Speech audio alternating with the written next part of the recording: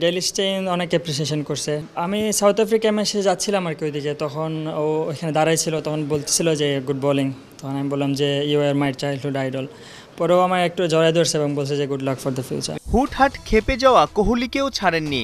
সাদা বলে এগ্রেশন দেখিয়ে আইডল স্টেইনেরও মন জিতেছিলেন তানজিম সাকিব। এবার লাল বলে গতি আর সুইংয়ের মেলা বসানোর পালা। টাইগার জার্সিতে 10 ওডিআই আর 18 টি-20 খেলা পেসার সাকিব প্রথমবার ডাক পেলেন টেস্ট দলে। জিম্বাবুয়ের বিপক্ষে বাংলাদেশের প্রথম ম্যাচটা আবার সাকিবের হোমটাউন সিলেটেই। সিলেটে আমরা দেখেছি শ্রীলঙ্কার সঙ্গে সিম্বারা যথেষ্ট ভালো করেছে। এবারও তাদের জন্য জার্সিমা সেই অপশনটা রাখবে। তানজিম সাকিব আমাদের পেস বোলিং ইউনিটে আমরা তাকে দেখতে পাবো।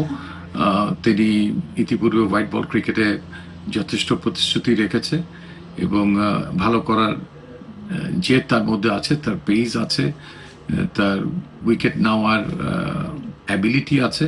15 জন স্কোয়াডে 4 পেসার নাহিদ রানা, খালেদ আহমেদ, হাসান মাহমুদ ও তানজিম সাকিব। হয়তো ভাবছেন দেশ সেরা pacer A+ cricketer Taskin Ahmed কোথায়?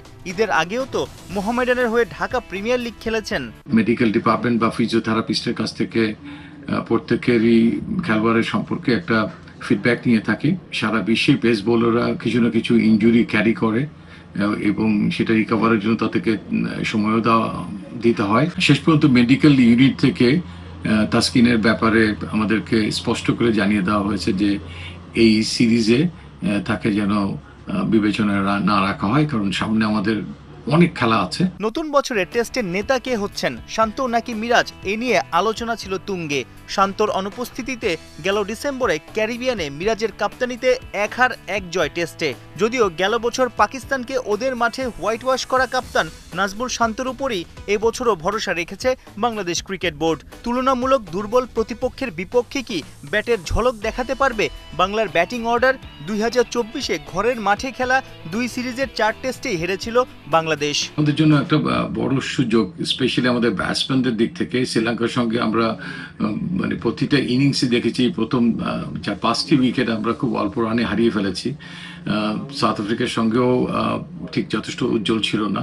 তো সেটাকে মেরামত করার জন্য আমাদের কাছ থেকে দলের কাছ থেকে আমাদের যে প্রত্যাশাটা থাকবে যে জিম্বাবুয়ে সিরিজে এই সমস্ত যে ভুল ত্রুটিগুলো আমরা করেছিলাম ব্যাটিং বোলিং অল অ্যাসপেক্টে, সেগুলোকে পুনরুদ্ধার করা, তাদের কনফিডেন্সটাকে রিবিল্ড করা। লিটন না থাকায় কিপিং গ্লাভস সামলাবেন মাহিদুল অঙ্কন। 20 এপ্রিল সিলেটে বাংলাদেশ জিম্বাবুয়ে প্রথম টেস্ট। সাইফুল রূপক, 71।